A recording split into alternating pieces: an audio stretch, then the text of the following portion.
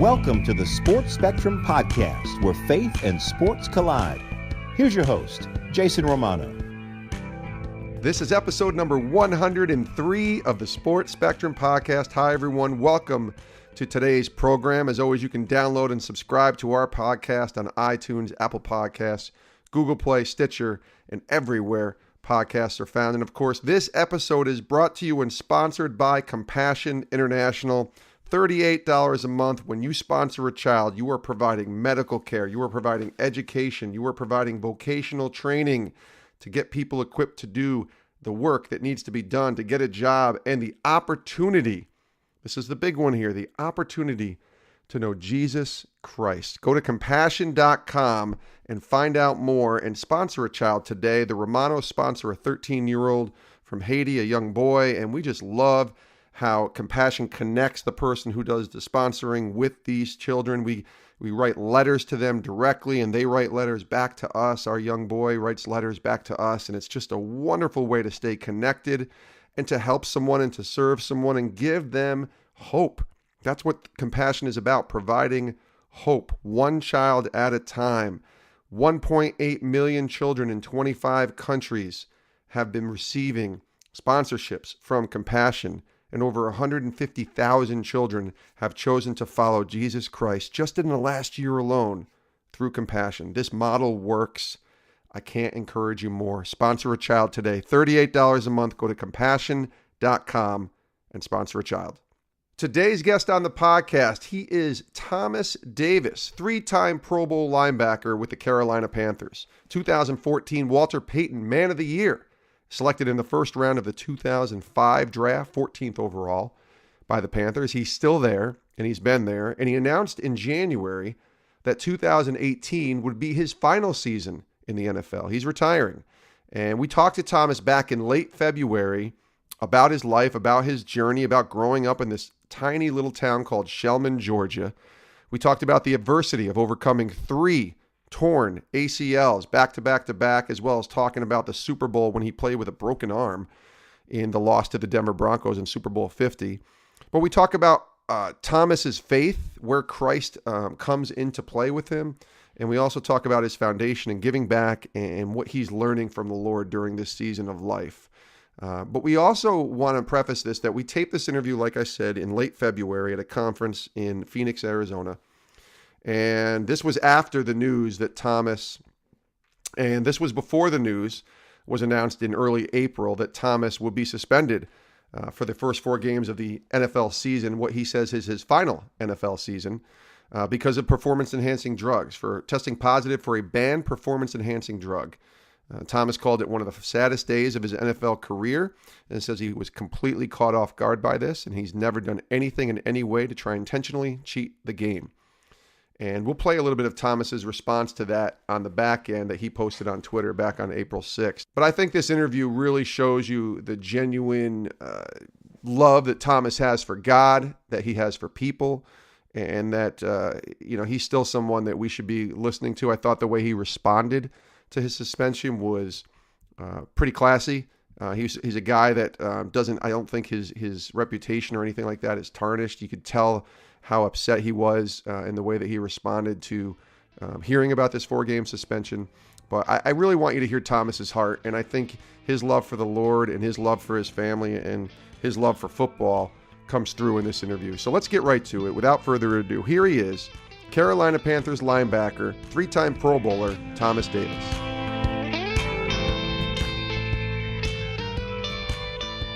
Welcome, Thomas. Hey, thank you for having me. I'm glad to be here. It's good to talk to you. January 12th, 2018, there's an announcement made, and you say this is going to be your last season playing in the NFL, yeah. 2018. What brought you to that moment? Let's start there, and to know that you had 1 year left. That was it, and you just knew that this was it. I think with everything that is going on in my career, and how amazing really God has been and how obedient I've had to be from a standpoint of bouncing back from the things that I faced as a football player, and know that this is going on my 14th year. That's a lot of years when you think about the grind that takes place when you play in this game. And, I have 4 kids at home. That was my real reason. And, my boys are getting older, and they're starting to transition into doing things off the field as far as playing sports. And my daughter is about to be 16. So now wow. it's really a time now that, that they need me the most, I feel like, and it's time for me to really dedicate more time to really spending with them. Take us to the house, the conversation, first of all, with your wife, and maybe the prayers that went through all this, making this decision, but the conversations with your kids. They're old enough now to have that conversation and say, hey, Dad's thinking about doing this. Did you have that kind of conversation? Ironically enough, my 10-year-old, he wants me to play 3 or 4 more years, and he doesn't fully understand that, if my dad stops playing, then he gets to spend more time with us. Like, he hasn't grasped that concept yet. He just loves the aspect of, I have an NFL dad who's out there making plays and everybody loves. And, he just loves that whole aspect of it. But, for me, it's really become a no-brainer, from sitting down, talking to my wife and us discussing, having me at home more, being around more. And she's fully supportive of any decision that I make. If I change my mind and decide that I want to play 1 more year after that, she's in full support of that. She just really is the kind of wife that really wants me to be happy in whatever decision that I make. So it definitely makes it easier having her support. Was there a moment on the field in 2017 where you were like, I think I got about 1 more left? Was there any of that type of thing, or was it literally just wait till the season's over and do a reevaluate type thing? It was a point last season where I broke my rib in the 3rd game of the season against New Orleans, and just really struggling with that for most of the season. Just trying to bounce back and not really missing any games from that, but trying to play through it. And it's such a painful injury, isn't it? It's extremely painful, especially for a guy to try to play through it. And, right. That's what I did, and didn't really put the product on the field that I'm capable of putting out there, in dealing with that. But at the same time, in this game, you have to play through some things, and that's something that I've tried to pride myself in doing. playing through injuries or being hurt, and it was just this season, with it being the 13th season, and you just really start to look at over all the things that I've gone through from an injury standpoint, and it's just like it's time. So you can kind of plan your sort of, I don't want to call it a farewell tour, that's probably not the right words, but you can plan out like, this is it. You can go through my last training camp, my last mini camp, my last, off-season program and all that. Yeah. Kind of go all in, right? You definitely can plan all that stuff out, and you can just really enjoy the moment, enjoy the time. Like I said, God has been so amazing in my life. For me to even still be playing at this point, I think that's really and truly been a blessing in itself, and I don't take it for granted. A long time ago when all that stuff was going on, I told myself I would never, ever take for granted being able to step on this field after going through those years of not being able to. Yeah. So that's why you see me go out and play the way that I play. I play extremely hard. I play as if it's going to be my last down each and every time that I'm on the field. So I don't take anything for granted when I step on the field. We're talking to Thomas Davis here on the Sports Spectrum podcast, and we'll talk a little bit more about those injuries and kind of that taking for granted situation that you've went through as a player. But I want to go back to where it kind of all happened for you. Shellman, Georgia. Yeah. Tiny Shellman, like 1,000 people I read. It's just, tell us about Shellman, growing up there, and maybe where faith started to come into play in the Lord. Is that, take shape in that whole childhood area of Shellman? Yeah, so Shellman, Georgia, small city, like you said, high poverty area, not a whole lot of opportunities for kids growing up down there, really not a whole lot of opportunities for adults as well. But for me, I made a commitment early that I wanted to do something more with my life than what I witnessed and what I watched growing up in Shellman, Georgia. So I totally dedicated myself to being good at sports. I did everything I needed to do as a student to kind of position myself to earn a scholarship, but I knew that my opportunities were going to lie in playing sports. So I dedicated myself each and every day to playing football, to playing basketball, to running track, just doing whatever I could to create a chance or opportunity for me to earn a scholarship, because I knew that was going to be my only way of going to college. I knew my mom couldn't afford to send me there. I knew that just based on the requirements of getting an academic scholarship was going to be extremely tough. Yeah. You know, you have to have an extremely high GPA as well as an extremely high SAT or ACT score, and you know, I just didn't have that. But I did earn high enough that I was able to earn a college scholarship, and it was 2 schools that offered me. Well, not really 2 schools, but it was one Division I school, and I had another school in Grambling University and University of Georgia that offered me a scholarship. So those were my 2 options on signing day. And obviously, Bulldogs. You don't turn down the Bulldogs when you have the right. opportunities, because that's why I wanted to go to school at anyway. Yeah. And, you know, I was kind of one of the last guys that they gave a scholarship offer to. And it was a lot of hard work that went into earning that scholarship. And I actually got offered a scholarship from a coach coming in and watching me play basketball. Really? It was during basketball season. Okay. And, so was there a little bit of maybe playing some hoops too? It was playing basketball and football? Definitely playing some hoops, but not from a college standpoint. It was just really a coach coming in and witnessing firsthand the athleticism, the work ethic. Like he got to witness and watch all of that stuff firsthand. And, you know, after that basketball practice, he was like, I want to offer you a scholarship to come play at Georgia. I don't know where we will play you at, but I want you there.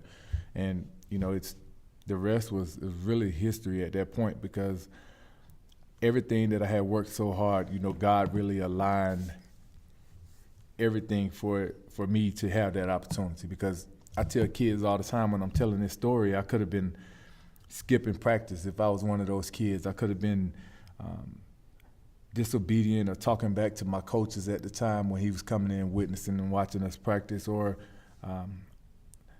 just anything. Could have been lazy, anything that could have deterred a coach from offering me a scholarship that day.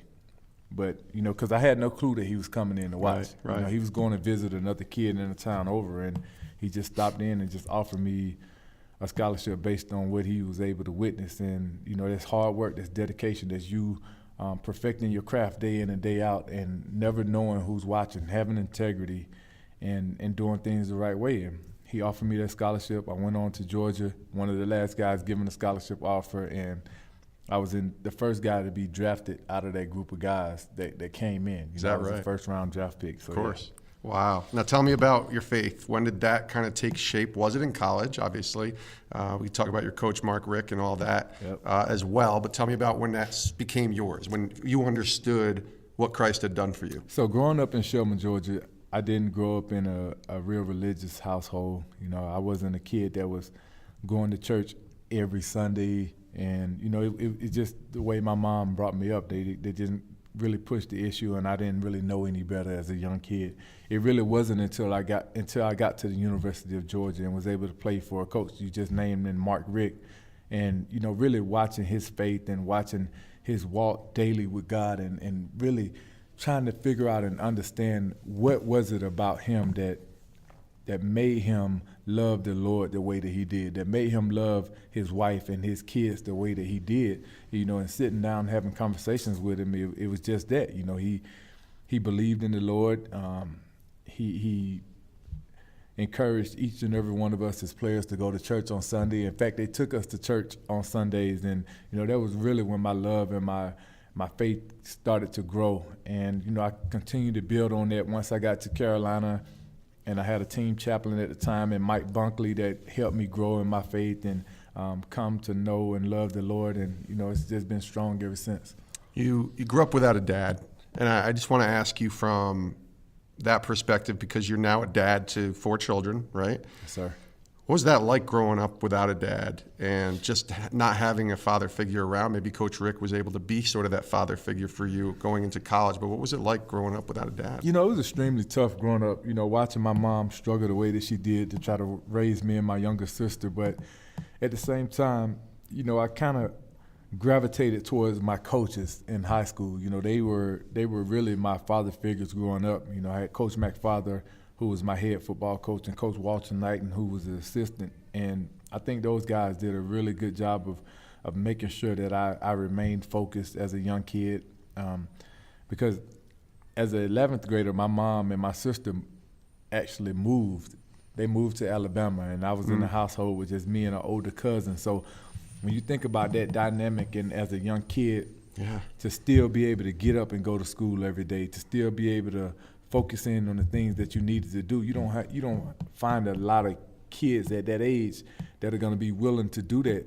Most kids would have took advantage of not having a parent in the household and just party every night, cut school. But like I talked about earlier, I was a very determined kid, and I knew that I wanted something different for my life, and I knew in order for me to do that, I had to get up and go to school every day. I had to dedicate myself to the sports that I was playing to really create an opportunity, and my coaches really did a great job of making sure I stayed focused on that. Turn around now to you being a dad. And I tell people myself, because I walked through that sort of issue with having a dad, and they say, well, how do you know how to parent your kid? I said, I just tried to do everything that my dad didn't do. Oh, you just took it from me. That's did, right? Is that how it was for you? So that's exactly how it was for me. So, I think back to those days growing up as a young kid and wishing that I had a dad to come take me here or come take me there or show me how to do this or prepare me for what was ahead of me in life. And, that's something that I take full advantage of with my kids. I'm always hands-on with anything that they have going on. If they want to participate in anything, I'm making sure that I'm there to support them. If work allows me to be there. Of course. Just anything that I longed for as a young kid, I try to make sure that my kids never go without. Yeah. And, it's never a night or a day that goes by that I don't tell my kids that I love them. And that's one of the things that's real big with me, because I never really heard my dad growing up tell me that he loved me. Still to this day, even when we talk now, we just kind of get off the phone. It's never, I love you or any of that. It's just to talk to you later. Right? I'll see you later. That's kind of how we get off the phone now. And, for whatever reason, that's kind of what the relationship is, and that's what it is. But I'm never going to miss that opportunity with my kids, because I know how I felt growing up never hearing that from my dad. Yeah. And my kids will never have a situation, I don't care how old they get. It's going to always be, if we are leaving or we are going to different places, it's going to always be, hey, good night, I love you, or I'll see you later, I love you. It's going to always be a situation where I let my kids know how much I love them.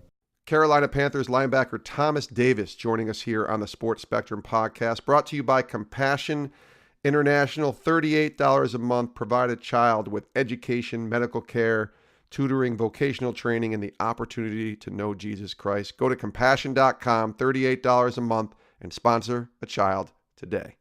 You get drafted, selected in the first round, 2005, by the Panthers. Still with them, which is pretty awesome that you've been able to spend your entire career with one team.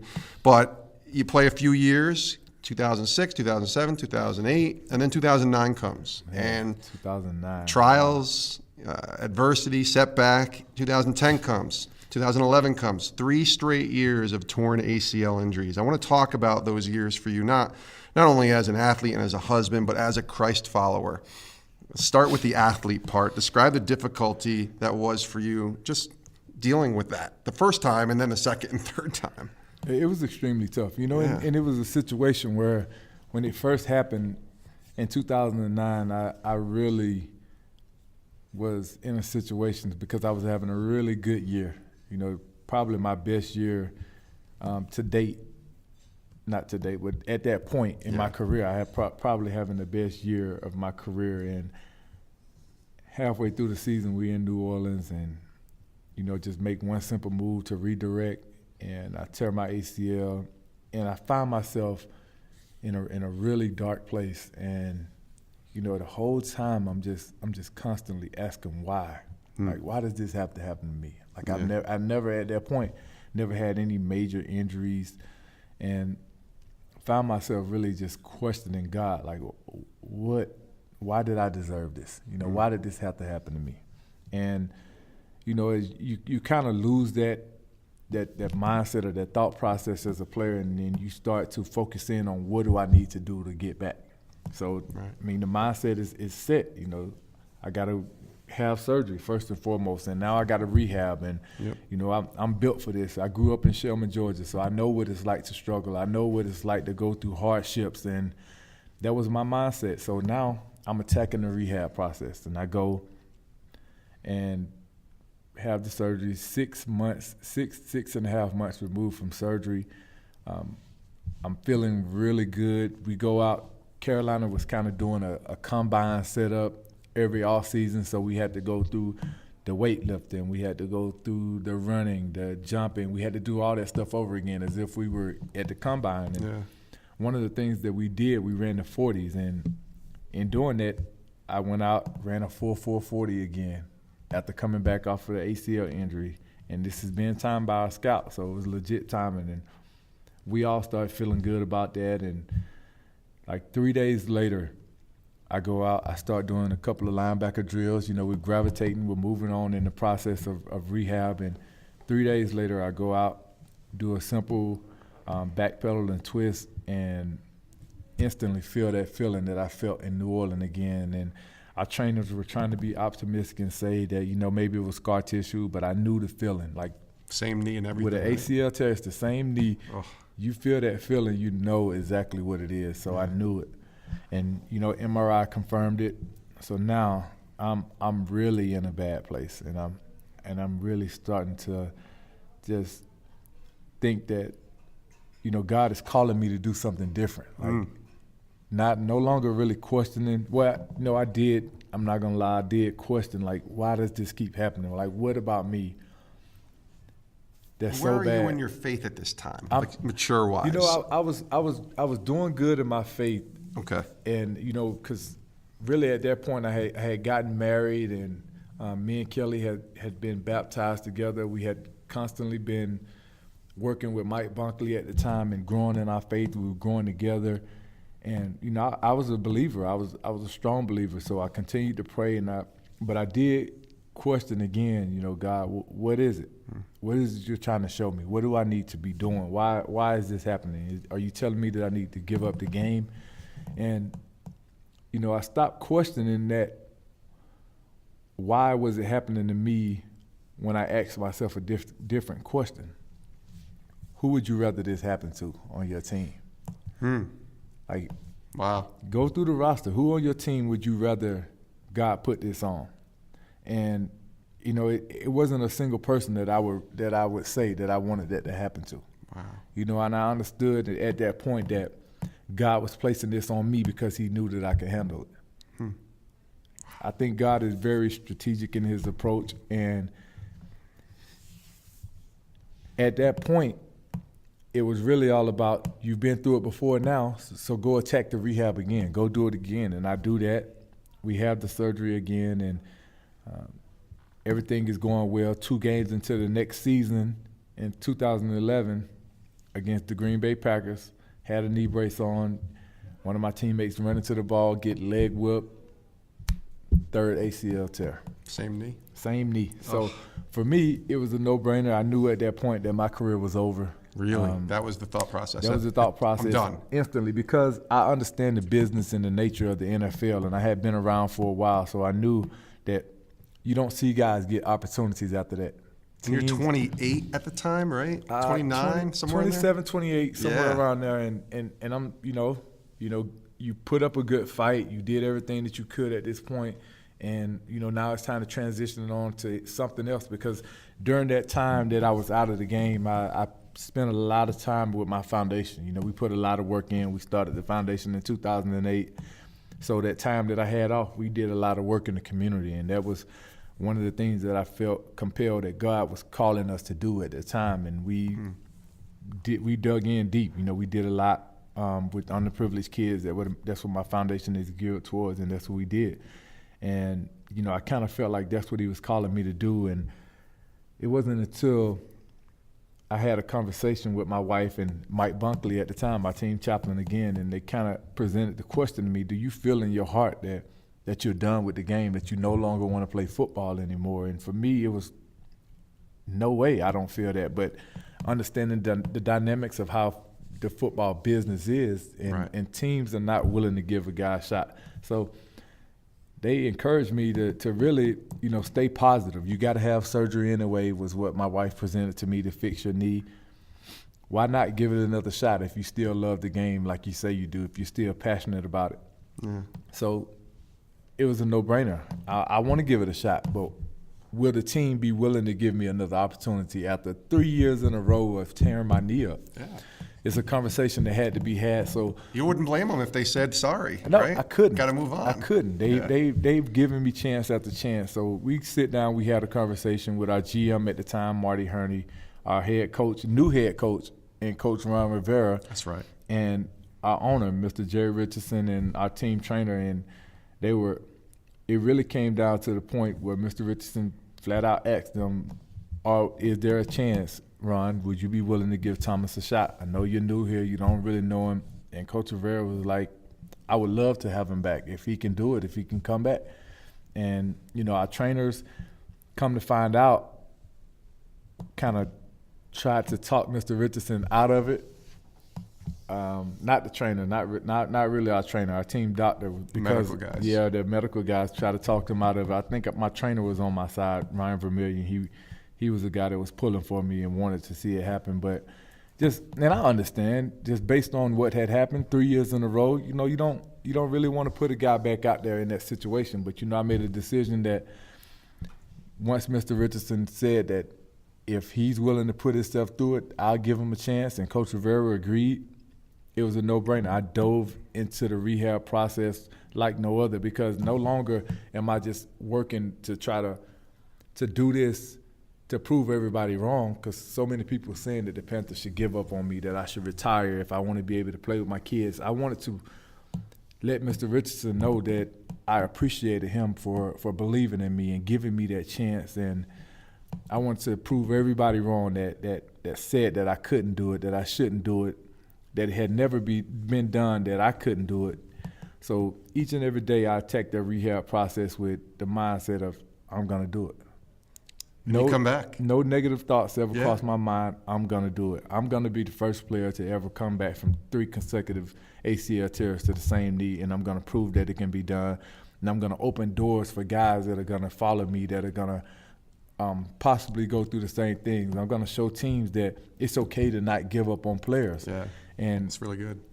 That was it. And that motivation, that courage has allowed me to go on and go from having 3 straight years where I tore my ACL to 3 straight years now where I've enjoyed the luxury of being selected to the Pro Bowl. Yeah. I mean, just there's so much there. I want to go to just 2012 real quick and that first game back. Do you remember it? I do remember it. Is your knee kind of like, you just like, is there thoughts creeping in, doubt creeping in? Nope. It was never any doubt. That's great. So my mindset, my role kind of got reduced a little bit to start the season because, obviously none of us really knew what to expect. We knew that, I had put the rehab work in, and I made some plays in preseason, but we never really knew what to expect. So we kind of had a small package for me, and I played special teams. And we had a guy, he's still on our team now. He's back, Captain Munderland, and we both were playing gunners on the outside on the punt team. And I told Captain, and he's a cornerback, I said, I'm going to be the first one to go down and make the play on special teams. We kind of had a bet about it, and he was like, no way you're going to beat me down there. And sure enough, the first play, we punt the ball, I get off, full speed, go down, make the tackle. And at that point was when I knew that I was back. I knew that I was good. I knew that God had me covered, and it was going to be something special. 3 years later, you're playing in the Super Bowl, Super Bowl 50.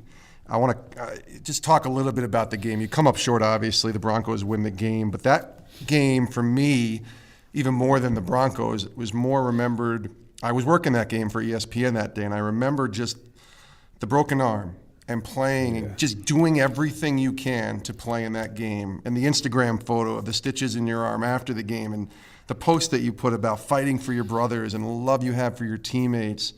Just go back to that moment, that game, and take us through what comes to your mind when I just bring that up to you. It was a devastating moment, to know that I had played the game at that point for 11 years they never really had an opportunity to play in the Super Bowl. And here we are in the NFC Championship game, and we're dominating the football game, and I end up breaking my arm. It was devastating because once you know, like, once the play happened and I'm coming over to the sideline and our trainers ask me, like, what do you think? I'm like, it's broken. Like, I knew it. Before we had the x-rays done, I knew that it was broken. I felt it, I knew it. And I didn't know at all that I would have a chance to play in the Super Bowl 2 weeks later. We go in, they look at it, they see where it's broken at. Our doctor tell me, well, you're right, it is broken, but there's a but. So I'm like, but? So you telling me, what are you about to say? He's like, we can do surgery at 6 o'clock in the morning, and it's going to be painful, and it's going to be totally up to you from a pain tolerance standpoint, but we can put a plate in there, and you can still have a chance to play in 2 weeks. As a player, that's all I needed to hear. You're just like, hallelujah, That's right? all I needed to hear, just to think about. Just to have a shot. 11 years of not coming close. Well, really, I ain't going to say not coming close because my rookie year we played in the NFC Championship game, but that's right. Never coming close again until that year. If you tell me that I have a shot in any way, I'm going to figure out a way to fight through the pain, to be able to go out and give ourselves a chance to really win the Super Bowl or play in the Super Bowl. And I go through we go in the morning, we have the surgery, and just really working throughout the week to try to get some strength back in my hands, just working on that strength work and trying to get the rotation back in the hand, knowing that there's a plate in there. And we have that week, and then we go to California, and we take the first couple of days, we don't really practice, and then we start practicing, and then it started to feel better, and then I'm thinking, okay, I got a shot at this, we got a chance, and then we go, and it really became a situation where we found this thing that was going to cover it up, and they kind of told me, like, realistically, you're in a situation where the worst thing you can do is re-break your arm. I'm okay with that. Okay with that, yeah. I mean, we got the whole off season. Take the shot, we got the whole off season, so we pad it up. We go out, play the entire game. Yeah. Don't miss a snap. Defensively, I feel like we played well. Offensively, we had some turnovers that were costly, but we had a shot to win the game, and I didn't hurt my team by being out there. It wasn't a selfish move. I feel like I played well enough to kind of help us win, but at the end of the day, we came up short. I'm sorry to interrupt you. If this was week 3, how many games are you missing? Like a month? 2 months? Probably. And in 2 weeks, you're back playing in the biggest game of your life. Biggest game of my life, and don't miss a snap. I mean, I think this really speaks to how amazing God is, because we as men, we think that when things happen that it's the worst of the worst. And, we often forget that, God is in control of it all. And I live my life by my favorite verse in Philippians 4:13. Yep. I can do all things through Christ who strengthens me. And it's through Christ's strength and his love and his mercy that I was able to bounce back from the knee injuries. It's through his love and his mercy that I was able to be able to have that shot at playing in the Super Bowl, because a couple of inches lower and, my arm is broken in a position to where they can't really do that surgery. Yeah. So, even just the spot on where the break was allowed exactly. you to So we go out, we put ourselves through things, but ultimately we rely on God to kind of see us through stuff, and this was no different than any other situation that I had gone through. Was there any anger at God when you lost the Super Bowl? Never. I wonder? No. Never. Yeah. Absolutely not. I was just honored and amazed to be able to have that experience, to be able to go out and, just really add to my story, add to the goodness and the grace of God, knowing that a situation that seemed so bleak 2 weeks ago, God was able to prevail and be the amazing God that he was to give me that opportunity to still be able to play. Because it's easy to praise God when you win. We hear that all the time. No question. And we were watching that a little bit with the Eagles and the Patriots a few weeks back at Super Bowl 52. And especially with the Eagles players, and so many of them are solid and very open about their faith. And you know what, so are the Patriots. And there's quite a few guys there. But just the idea of this wins and loss thing that many people in the secular world will kind of make fun of and say, well, God, where was God with you when you lost? You know, he's there when you win. Well, he's not your God when you lose. So just talk about the idea of God being who he is no matter what happens in the game. Absolutely. We understand that, especially as football players, that, you know, we say a prayer before and after the game. You know, and one of the things that we say before the game, God, win, lose, or draw, we're going to come together and we're going to honor you in all that we do. And we don't say that prayer in vain. We believe in it wholeheartedly. We understand that, you know, you're not going to win them all. But at the same time, win, lose, or draw, God is there. Yeah. He's surrounding us. He's there with us. And, you know, in saying that and understanding that as players, you go out and you play the game the same way. Never really knowing what the outcome is going to be, but you're just thankful that you have the opportunity and the privilege to go out and play that game. It's really good. We're talking to Thomas Davis here from the Panthers on the Sports Spectrum podcast. A couple more questions for you, Thomas. Your speech in 2015, this is the year before the Super Bowl now, you win the NFL Walter Payton Man of the Year Award. It was amazing. I went back and watched it on YouTube. It's there. Just search Thomas Davis, Walter Payton. It's an awesome, awesome speech, just very genuine, very real. A standing ovation. The emotion you showed, this real emotion that was there was incredible. And you talked about being a village of guys to make a difference. You called out the NFL. It's like we need to be making a difference so that people reporting on our league can look at the positives and not the negatives. And you talked about your foundation and the work that it's done. It's done some incredible work making a difference, right? The Thomas Davis Defending Dreams Foundation. And I ask you now, tell us about why you started it and what the impact that it's making right now for those out there. You know, I've started my foundation in 2008 because of the way I grew up as a young kid. You know, I grew up, like I said earlier, watching my mom struggle to raise me and my sister. And I know that there are a lot of single moms out there that are struggling the same way that my mom did, if not worse. And there are a lot of kids in really bad situations. And we wanted to be able to help those kids out and provide for them in any way that we possibly could. And, you know, it doesn't just – it's not limited to just Charlotte, the work that we do, because we do work in Charlotte, North Carolina. We do work in South Carolina and Greenville, where my wife is from. And we do work in Georgia, where I'm from. We understand that there's a need. There's going to always be a need.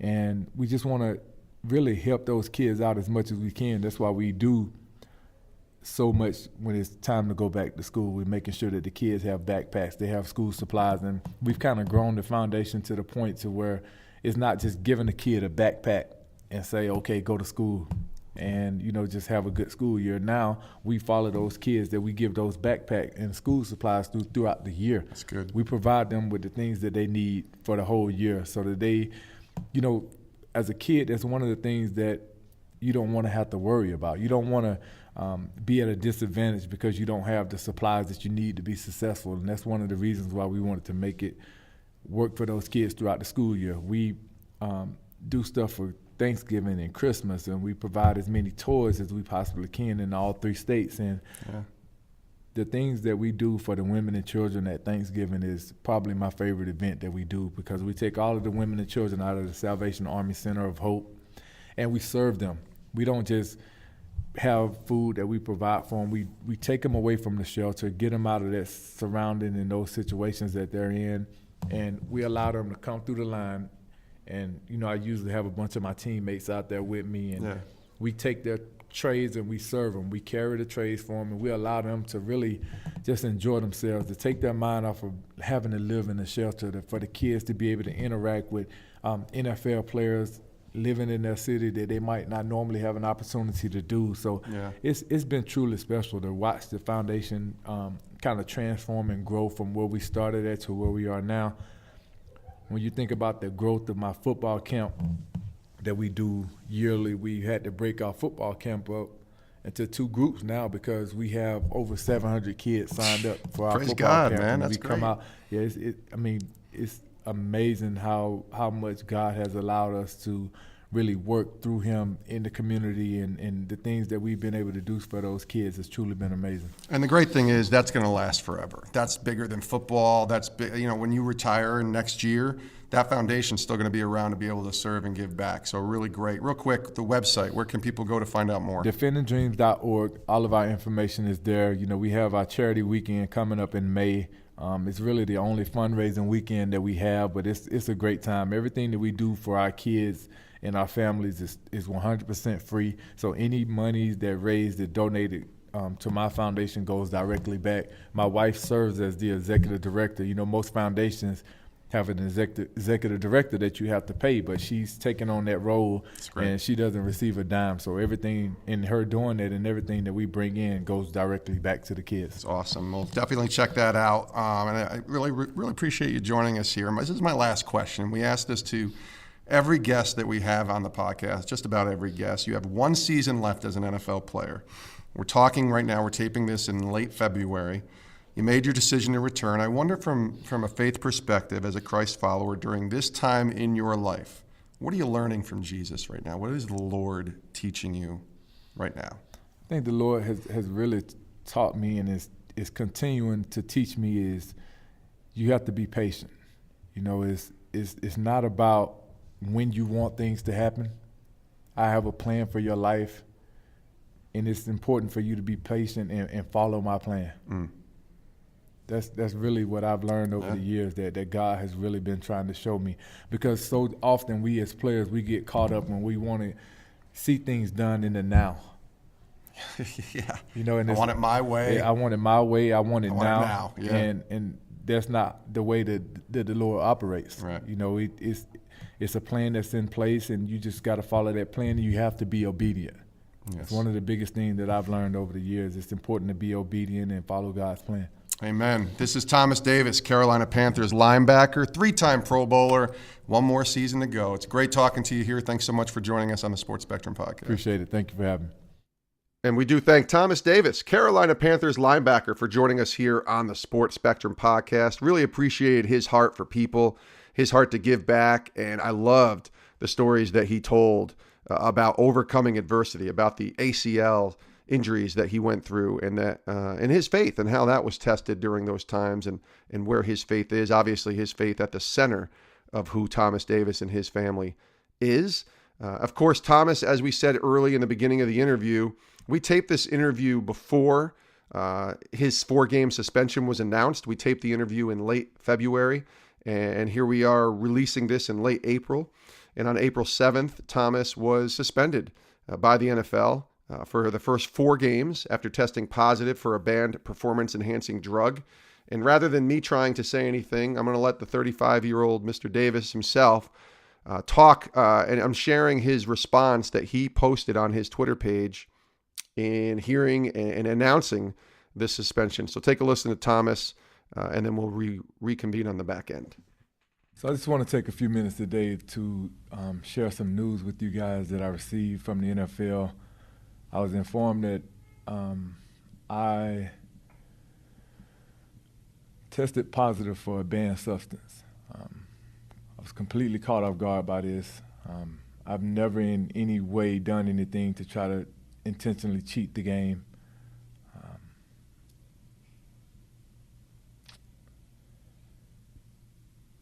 It's one of those situations where the NFL rules are clear. They state that you are responsible as a player for what you put in your body. I've taken the same supplements for the last 7 or 8 years and never had any issues. Been tested numerous of times over the years while taking the same stuff. And, unfortunately, this is some of the things that happen when you take supplements. I've never tested positive for a steroid or HGH. It's not one of those situations. It ended up being a estrogen blocker that triggered a positive test for me. I just want you guys to know that in no way would I ever do anything, like I said, to cheat this game or to try to create a competitive advantage over anybody. I've always tried to do things the right way, and that's something that I will continue to do when I'm able to get back on the field. I can honestly tell you guys that my conscience is clear in this situation. And as bad as it hurts me to sit here and tell you guys this, I know it's going to hurt a lot of people that have looked up and believed in Thomas Davis over the years. Just know, in no way have I done anything intentionally to try to cheat this game. I'm going to serve this 4-game suspension, and, I'll be back ready to go back out there with my teammates, and, who knows? Maybe this isn't my last year. Again, I think you can hear the genuine remorse there, and I think nothing but the word classy when I think of Thomas Davis, even in the way that he responded to the 4-game suspension, and hopefully, even at the end there, he kind of hinted that maybe it's not his last season in 2018. So we'll see what the Lord has planned for him. And again, we wish him nothing but the best. One of the most classy players you'll ever run across. And if you just want to see how he's revered among his NFL brethren, just go to Twitter and look at all the people that responded when the suspension was announced and when he posted his video. It was quite impressive. And I think none of us can ever deny that we're going to fail and we're going to make mistakes and we're going to do things that maybe we shouldn't do, even if it's unintentional. And so we own up to those mistakes, and we are grateful that we have a God that we serve that is a forgiving God and that understands that when we make mistakes, we own up to them. And we do have this God in heaven that we love and we trust, and we thank him for the grace and mercy that he shows us every single day when we do mess up. So we wish Thomas Davis nothing but the best, and thank him for joining us here on the Sports Spectrum podcast. And it's brought to you by this podcast from Compassion. And we told you about Compassion earlier. We're just so excited to have them on board as a sponsor, as a partner with us, and just doing great things. I mean, we're talking about a Christ-centered, church-based ministry. And through sponsors like you and me, because I sponsor a Compassion child as well, Compassion's releasing children from poverty in Jesus' name. Over 1.8 million so far. Go check it out at compassion.com. You can go right on their website. You can actually pick and choose which child you want to sponsor. So you can check out the stories of some of the kids there. And it's $38 a month. And man, does it help them. I mean, it allows them to have vocational training and education and tutoring and medical care and the opportunity to know Christ. I mean, come on. For $38 a month, it is so worth it. So go to compassion.com today and sponsor a child in Jesus' name. Thanks so much for joining us here on the podcast. You can reach us on Twitter at sports_spectrum. You can email me, jason@sportspectrum.com. And as always, leave a review on iTunes and let us know that you heard the podcast, and send us any guest ideas or any stories that you think we should be covering here at Sports Spectrum. Thanks so much and have a great day. We'll see you next time right here on the Sports Spectrum podcast.